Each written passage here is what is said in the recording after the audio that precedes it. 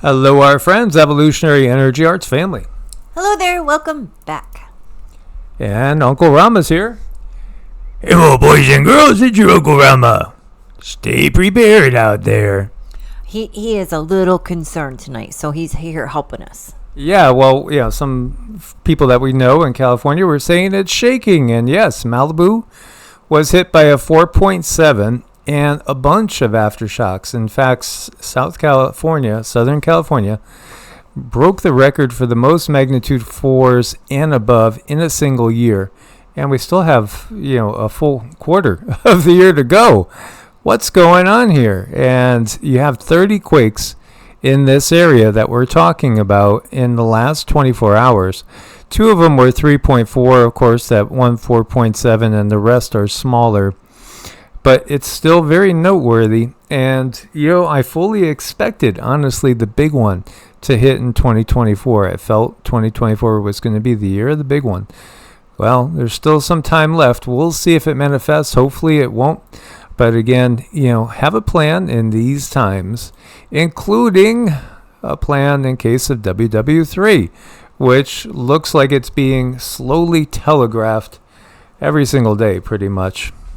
Well, little by little, there's little things said here and there, and sometimes Mike's little spidey senses perk up, and that's when we listen.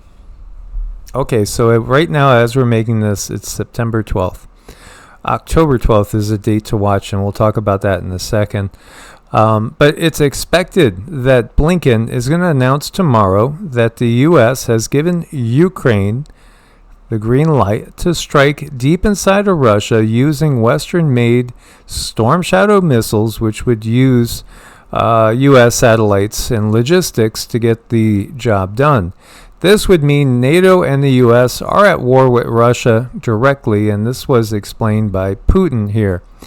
So he also even went so far as to say if Russian cities are struck with these missiles using U.S. satellites deep inside of Russia, then American cities could be targeted and would be targeted. That's about as clear as you could get.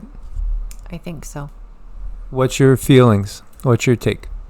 Well, I'm always kind of on the side that they're going to say whatever they want to say, and how much oomph is behind that, I really can't tell you. But what I do is I look for other things. I look for, we're going to talk about some other things here coming up, and when it comes to stars and where they're at, and planets and their positions. So I watch for things to line up. These guys say things that seem scary almost every day. So, but this is significant. He's putting it right out there, and we should just pay attention, especially when you are feeling something. That's when I listen, because you have a better sense in picking this stuff up. Well, the other things that are curious is one of them is Yom Kippur. So Yom Kippur begins at sunset Friday, October 11th, concludes on the evening of Saturday, October 12th. This is the culmination of the High Holy Days, considered to be the holiest day of the Jewish year. Again, the Abrahamic tradition rules the planet. It is the dominant system on the planet. When I say Abrahamic, basically Judaism, Islam, and Christianity, those that come from the Abraham idea of roots. And again, it's an idea. As you go deeper, you recognize that, again, all these sources and everything that we're taught it's really a construct. It's all a construct to help create a certain reality in the world. So, again, Yom Kippur is the day of atonement, repentance, and reflection. And its significance is deeply rooted in Jewish tradition and culture.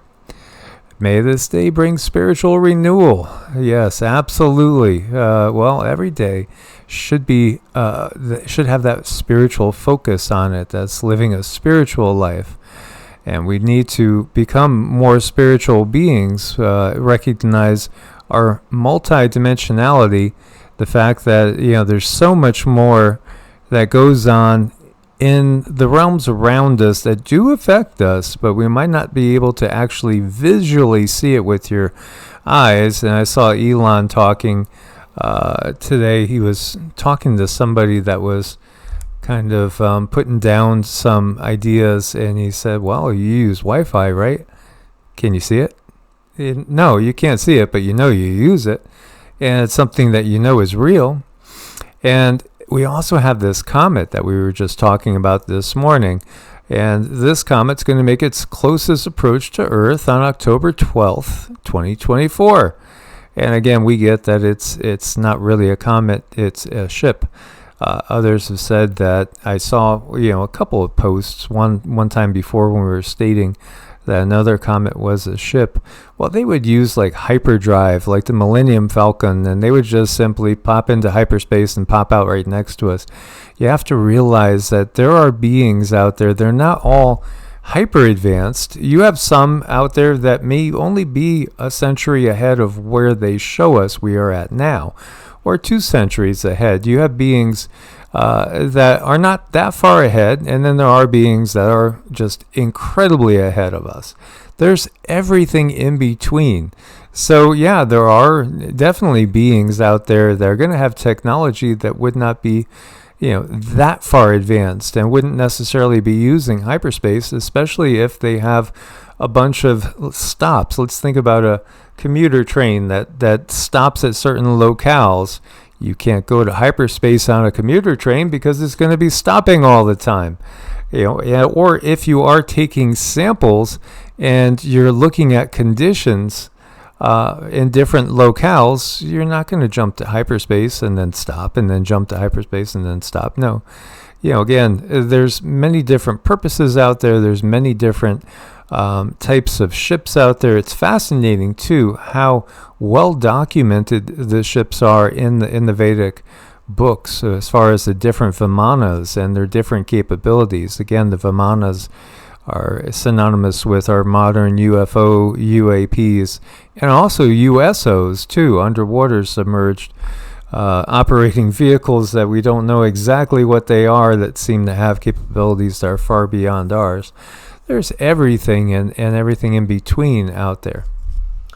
It's there is a lot. So we're only exposed to such a tiny sliver, and I think that can work against us. I think we need to keep our minds open.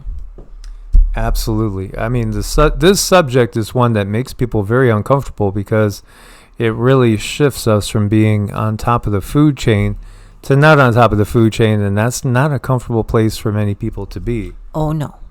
That definitely can be something that could make you very, very nervous.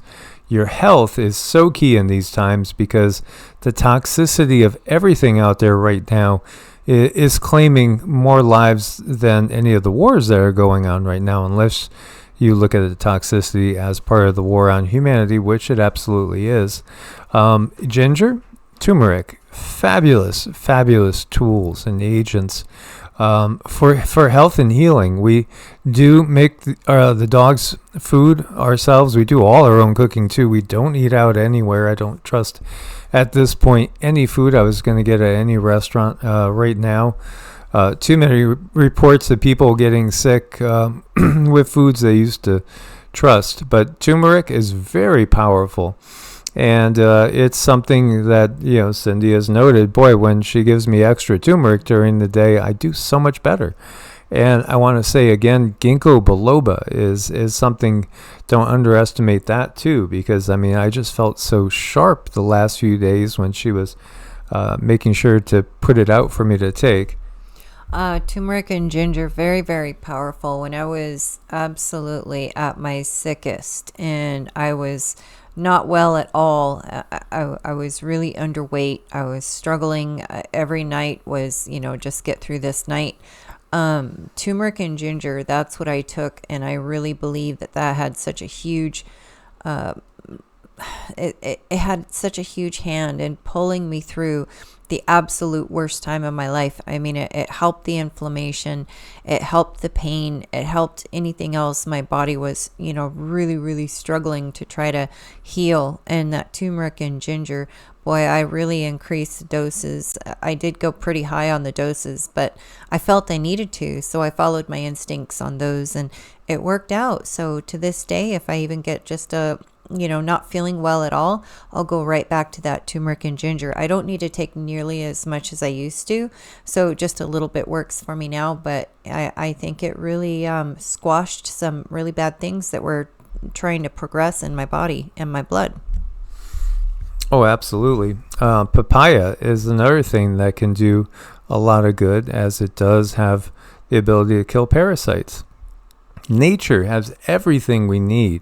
One thing also that I've used for many years is arginine and citrulline together, and they can work absolute miracles. I was diagnosed with high blood pressure in my early 30s, and I went to supplementing with arginine and citrulline and just watched my diet and the blood pressure regulated. So if it's ever running high, and we do check it, we have our own. We have multiple machines to check it. We keep up on a lot of different things. Today we did resistance training. We always do our mantras every day. We'll do Qigong and yoga. And then we'll do cardio. We get on the elliptical machine and we do EEARTS, which is exercise training with oxygen therapy. So, we'll do typically 20 or 30 minutes of high intensity, breathing in as much pure, clean oxygen as possible. And if you're really tired and you're not super strong, 5 minutes of that oxygen is going to make a big difference. And depending on where you're at, even 1 minute, even 2 minutes, but that oxygen, that's a game changer. Oh, absolutely. And here we are in our 50s. I'm closer to the 60. But we exercise, I would say, 5 or 6 days of the week, every single week. And, I wouldn't necessarily call the yoga too intense, but when I'm saying the exercise, I mean between, cardiovascular training and resistance training, usually 4 or 5 days of resistance training and the same with the cardiovascular training. And then I just view yoga and qigong as kind of, it's just a regular thing that needs to happen if you want to preserve your body. You could take your health back.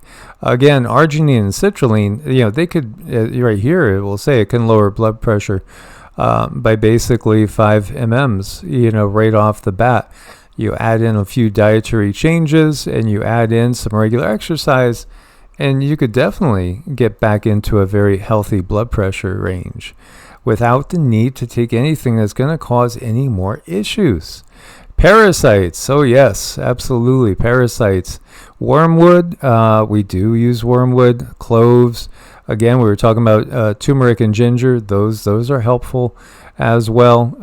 There's black walnut hull. This is all part of a routine that was put together decades ago by Dr. Hulda Clark, who has written some great books. Yes, there is one, The Cure for All Diseases, and I mean she can be pretty extreme with some things, but I really understand what she's saying when she talks about parasites. It's all about parasites, and Western medicine just does not want to bring it up. Whenever you have an infection, there's parasites. You have to deal with them, and it's about taking the food away from certain parasites to get them to leave the body and mastering that. And there's a lot of really good information online. I do suggest finding someone who has been through it, that has some understanding, to guide you some, because you really can make yourself sick. If you go at it too hard, too heavy, boy, oh boy, they fight back. Those little stinkers, they don't like being booted, so they will tell you. So there's a certain way and regimens that you can do so that you're not affected in that way. And this little bear is just so cute. That's a pretty good sized bear here. Absolutely. Now, I don't know if he's got an itch or if he's trying to do the Macarena. Either way, he's doing a good job. He's just cuteness overload. Get out there and move your body, get exercise, take in healthy whole foods eliminate your processed foods. Again, mind, body, breath practice. You need all these things, regular spiritual practice, to survive the times that we're in. It's going to be very challenging, but you can do it. Source bless and namaste. Namaste.